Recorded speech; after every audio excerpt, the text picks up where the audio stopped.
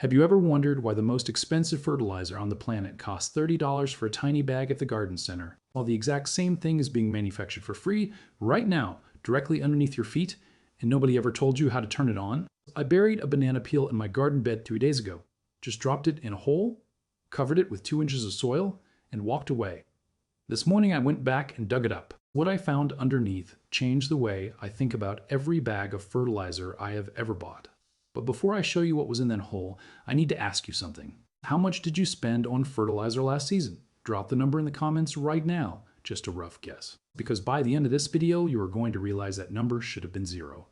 Every single year. Here is what nobody in the gardening industry wants you to sit down and actually calculate. The average home gardener spends between $80 and $200 every single season on fertilizer, soil amendments, and compost bags.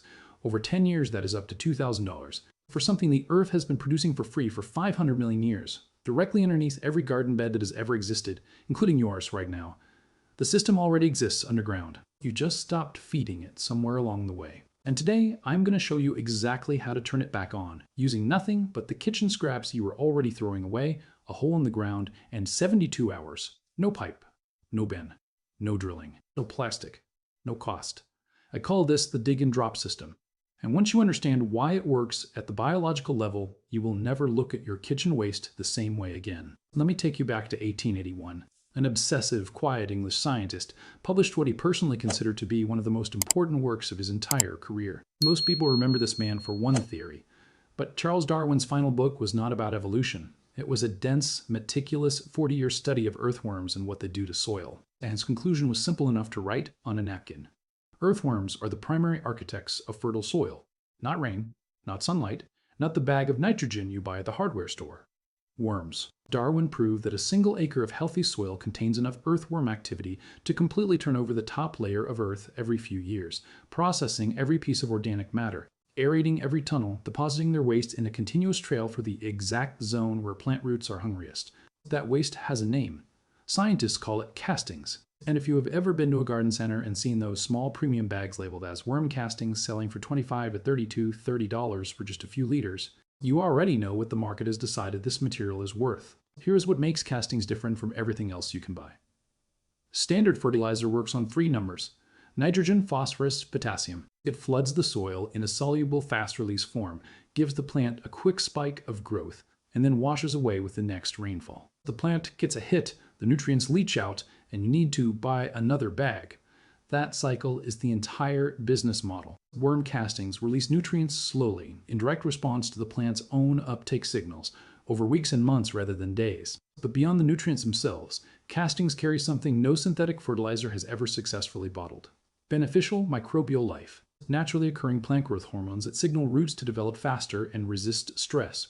Humic acids that physically restructure soil, helping sandy beds hold water and compacted beds breathe. A study published in the journal Applied Soil Ecology found that even small concentrations of worm castings in growing media significantly outperform synthetic fertilizer in both germination rates and early plant growth. The mechanism is not just nutrition, it is biological communication between the casting microbiome and the plant root system. And here's the part that should make every fertilizer company nervous. You can generate this exact material in your exact garden bed at the exact depth where your roots are actively feeding, completely for free, starting today. Now let me show you exactly how. The reason the dig and drop system works comes down to one thing Darwin documented in detail.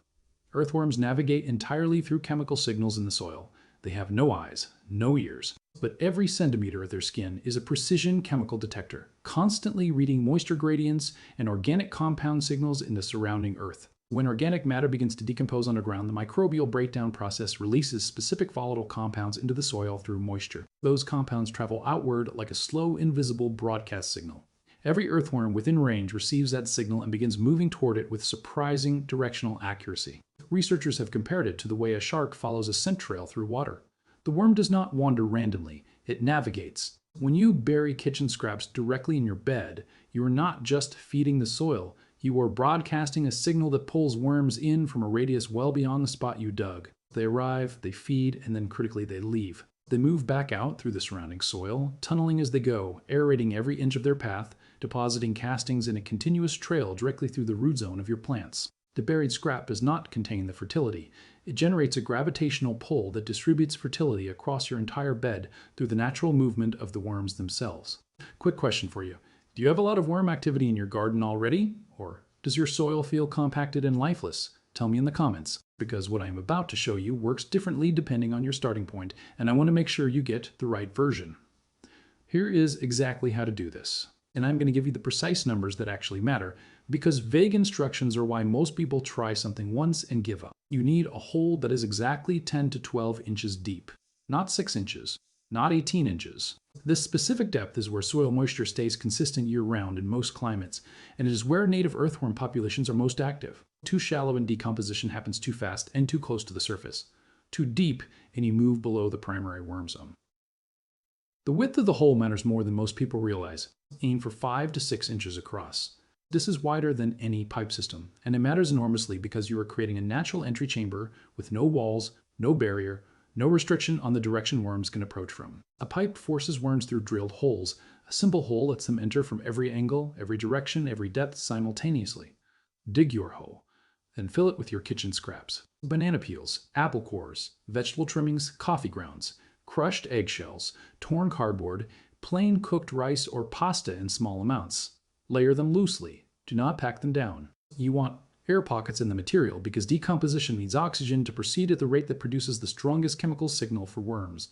Then cover the hole with exactly 2 inches of loose soil, not packed, not tamped down, just rested over the top. 2 inches is deep enough to eliminate surface smell, which is what attracts pest animals, but shallow enough to allow gas exchange between the decomposing material and the surrounding soil. That gas exchange is part of how the signal travels. Place this hole 4 to 6 inches away from your nearest plant stems, never directly against a root crown. You want the worms to travel through the root zone, not feed directly on live roots. For a standard raised bed, space your dig and drop holes in a loose grid, one hole every 18 to 24 inches. You do not need to fill them all at once. Rotate between them, feeding one every 5 to 7 days and moving to the next. This keeps a continuous low-level decomposition signal active across your entire bed rather than a single intense pulse in one spot. And if you are worried about raccoons or rats digging up your scraps, here is the fix. 2 inches of soil cover removes almost all surface scent because the decomposition is happening at depth, not at the surface. But if you have aggressive diggers in your area, place a single flat stone or a piece of wire mesh over the hole after you fill it. That is the entire solution. No hardware run required. I want to stop here and ask you something directly. Has anyone ever told you this before? A gardening teacher, a YouTube channel, a book, anything? Because I have been growing food at home for years, and this is the kind of information that somehow never makes it into the mainstream conversation. Drop a yes or no in the comments. I am genuinely curious how many people already knew this and just never had it laid out this clearly. Then let me tell you what never goes in the hole, because this is where the system either performs beautifully or starts attracting everything you do not want. Meat, fish, and dairy decompose through a different bacterial pathway that produces ammonia-based compounds in concentrations that are actually repellent to earthworms rather than attractive.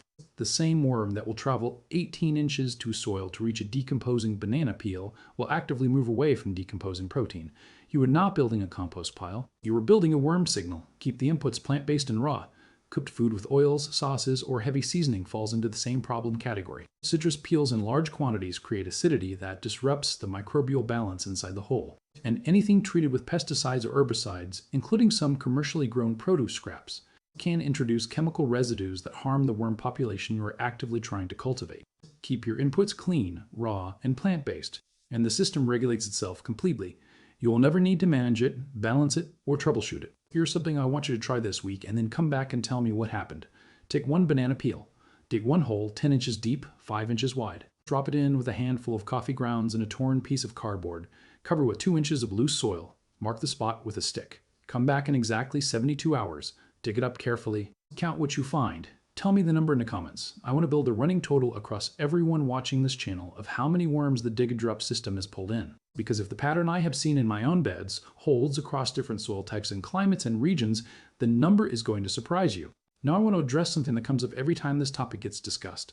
Some people will tell you that just burying scraps in a trench gives you the same result. And honestly, in terms of basic decomposition, they are not wrong. A trench works, but there is one specific advantage to the concentrated hole method that the trench approach cannot replicate, and it comes back to signal strength. When you bury scraps across a long trench, the chemical signal is spread thin and shallow. When you concentrate the same volume of organic material in a deep, narrow hole, the signal is dense, directional, and travels deeper into the soil where worm populations are larger and more established. You are not just attracting surface worms, you are pulling in the deep population that most shallow composting methods never reach. And that deep population is where the long-term soil transformation happens. Surface worms process material in the top few inches. Deep worms, we structure the subsoil layer by layer, creating the kind of drainage and root penetration it takes decades to develop naturally in untended ground, and just a single season to build when you are actively feeding the system. Let me ask you one more thing before we wrap up. What is the one thing you throw away the most from your kitchen every single day? For most people, it is either coffee grounds or vegetable trimmings. Drop yours in the comments because I am building a video specifically around the most common kitchen waste by volume, and I want to know what you are working with. Here's where this all connects to something bigger. The fertilizer industry is built on a dependency cycle. You buy a bag in spring. You apply it. It washes away. You buy another bag. The plants never develop the deep-root relationships with soil biology that make them genuinely resilient because the chemistry keeps replacing the biology before it can establish. The dig and drop system does the opposite. Every hole you dig and fill is an investment that compounds. The worm population you build this season creates the casting layer that feeds next season without you doing anything additional. The soil structure that develops from worm tunneling improves water retention, which reduces how much you need to irrigate. The microbial life that establishes around your buried scraps builds the communication network between roots and soil biology that produces the kind of plant health no bag fertilizer has ever achieved. You are not buying fertility, you are building it permanently. From waste you are already throwing away. That is the part the industry decided was bad for business sometime around the middle of the 20th century when the same chemical plants that had been producing explosives needed a new market and pivoted to nitrogen fertilizer. The biology did not disappear. It just stopped being the conversation because the conversation got replaced by a product. Darwin knew the biology in 1881. The Aztecs built their entire agricultural system around it centuries before that. You now know it too. One banana peel, one hole, 10 inches deep, 72 hours. Come back and tell me what you found. And if you want the next piece of this system, the one that shows you how to rebuild completely dead, compacted, lifeless soil in under 60 days using nothing but materials most people throw away, no tilling, no amendments from a store, just biology working the way it was always designed to, subscribe and turn on notifications. That one is coming very soon and makes today's video look like the warm-up. If this changed how you see your kitchen waste, share it with one person who is still buying fertilizer bags every season, not for me. For them, because every person who watches this is one fewer customer in a cycle that never needed to exist. See you in the next one.